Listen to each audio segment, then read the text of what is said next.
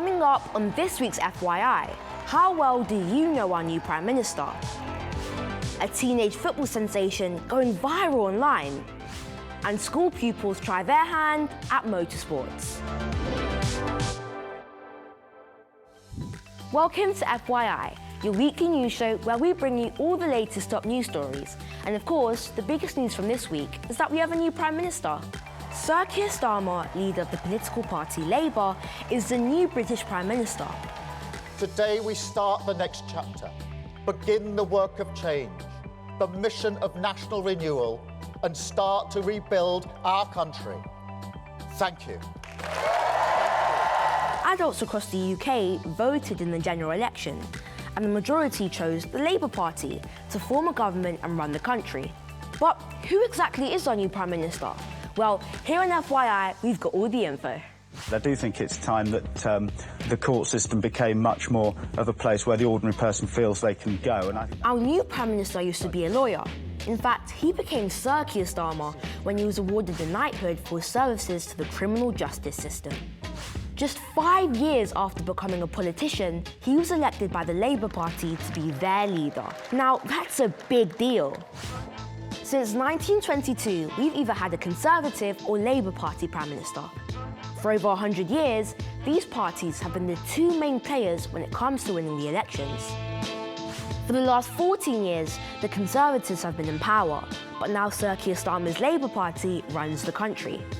But how different will it be now that he's in charge? Well, we asked him on FYI last year, and here's what he had to say.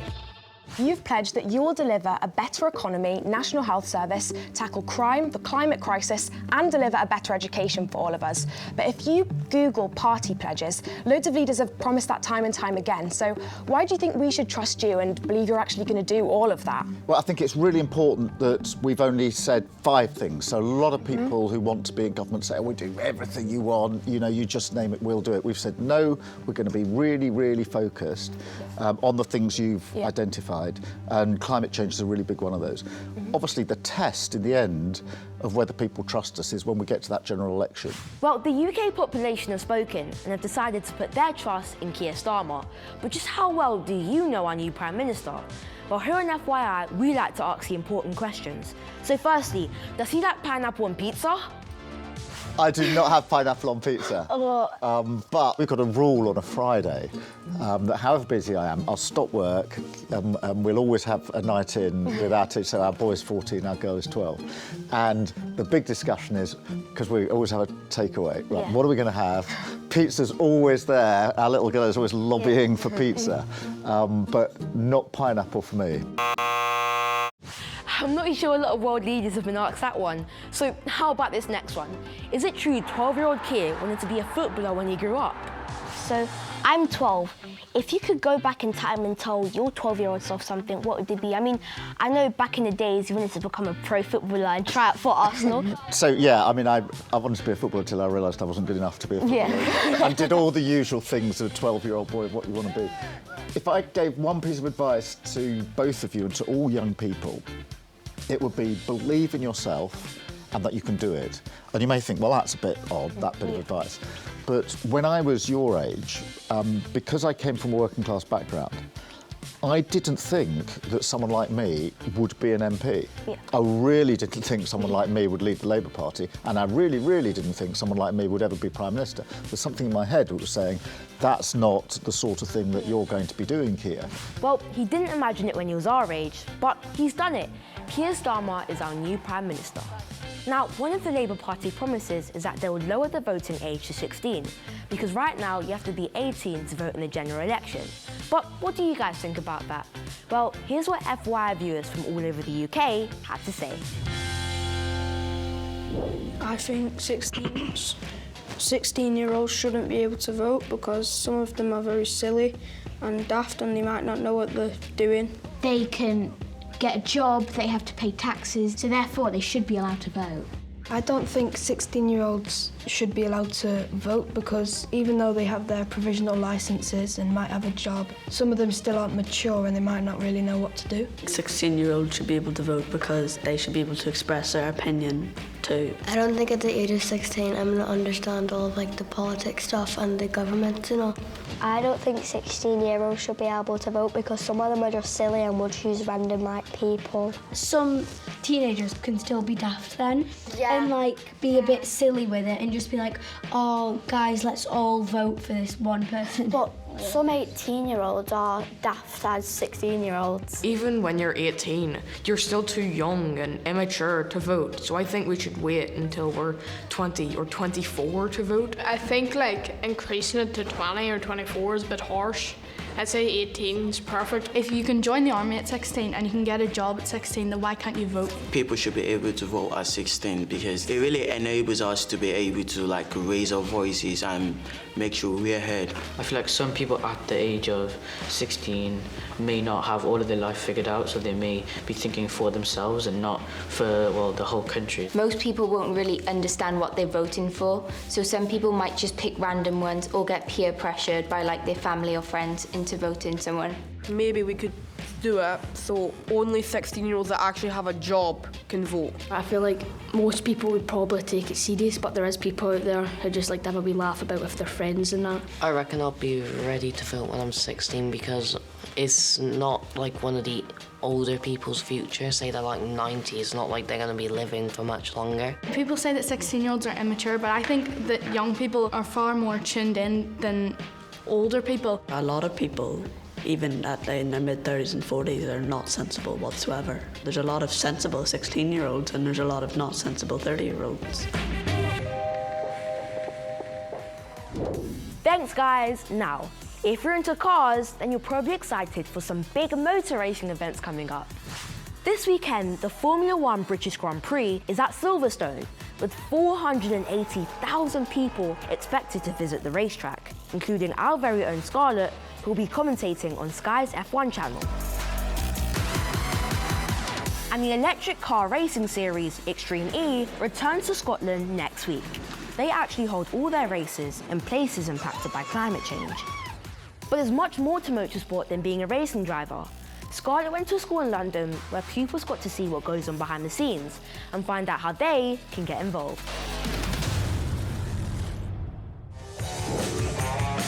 A lot of people dream of becoming a racing car driver, like Max Verstappen, Lewis Hamilton or Lando Norris. However, very few people get the chance to compete at the top.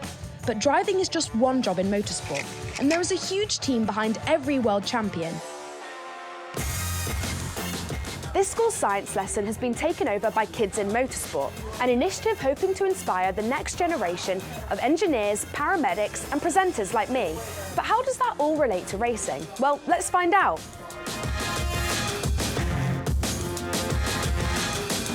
So can you tell me what you've just been doing here then? Well, right now we're building some race cars. It's very exciting and we're looking for all of the parts. When we're finished, these race cars that we are making, we will be able to move and actually race them. And they're getting help from actual Silverstone professionals. How is the work that you're doing here with Lego cars similar to the work that you do with the real race cars? So they have to think about ways to make it go faster, but also how many Lego blocks and stuff they're using to reduce the kind of weight and material that they use on the car. What advice would you give to young people who might want to do what you do? So 100% pursue STEM subject matters, yeah. As well as car building and computer coding, the pupils here are getting hands-on with another vital role that is needed in motorsport. Did you know that there are always paramedics on the sidelines at a racetrack in case of any accidents? So these guys are getting to learn some vital first aid. And we couldn't take a look at the world of motorsport without trying some driving. And simulators like these are a vital part of a driver's race preparation. What's more, esports or electronic sports are video games that are played competitively, and it's massive now, with huge events that take place all over the world. Some esport champions have actually become race car drivers themselves. So what are you doing? Oh, I'm just trying to drive the car. It's like really difficult. Yeah, and when you like go over things, you can feel it as well. You can feel the bump in it. 3, 2, 1, go. No, I'm not winning. Maybe I'll just stick to presenting. Speaking of which, another really important part of racing is presenting and commentating. And I actually get to do both of these for Sky Sports and Formula One. So I've agreed to give these guys some advice. Now let's see if they can put my tips into practice. What gave you the motivation to publish your story? Do you feel like there's something in the English curriculum that you think could be improved? That was really good how you followed up with that question. I've had an absolutely amazing day, and it just goes to show how many opportunities there actually are within motorsports. This made us go OMG. Scientists have attached living skin to robots to show them smiling. Yep, this is engineered living skin tissue made in a lab that researchers in Japan have put on a robot face to make it look more human-like. Could this be what robots in the future look like? And there was another OMG moment this week in the Euros. England very nearly got knocked out by Slovakia, who are 1-0 up until Jude Bellingham saved the game and scored an incredible goal with just 90 seconds left to play, pushing the game into extra time. England ended up winning 2-1 and are through to the quarterfinals. Football fans everywhere have got something to say on the tournament. One mega football fan is Leo. His football trick shots have been going viral online. Check this out.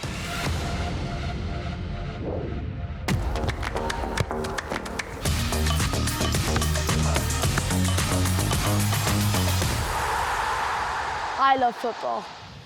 I was 5 years old when I started playing. My dad got me into it.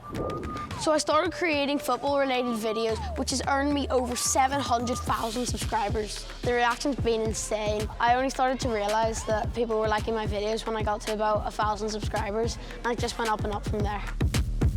My most popular video is 8 million views, and it's about me having an open net and my friend begging for a goal, and then it gives viewers ways to interact with the video. I make all my videos myself on my phone. I'm just randomly come up with my videos when I'm playing football. My favourite team is Liverpool, and my favourite player is easily Mo Salah because he never gives up and always gives 100%. My dream would be to be a footballer, and my favourite manager to play under would be Jurgen Klopp because he brings the best out of his players and he's really kind. To celebrate the Euros today, I'm going to recreate 3 of the most iconic Euro goals of all time. Let's go. So the first goal I'm going to be recreating was done by Antoine Panenka in the 1976 Euros final against West Germany, securing the Euros for Czechoslovakia.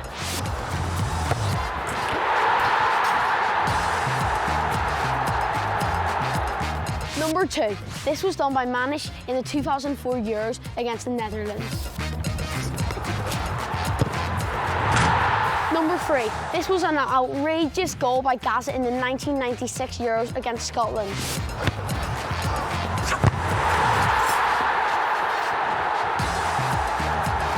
Well, Northern Ireland didn't make it to the Euros, so my favourite team is England because my dad's side of the family is English and I grew up in England.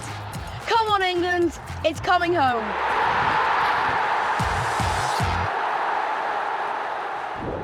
Thanks, Leo, and yeah, good luck to England in the quarter-final. And remember, you can head to first.news/FYI for more of the news that matters to you. See you next week. Bye!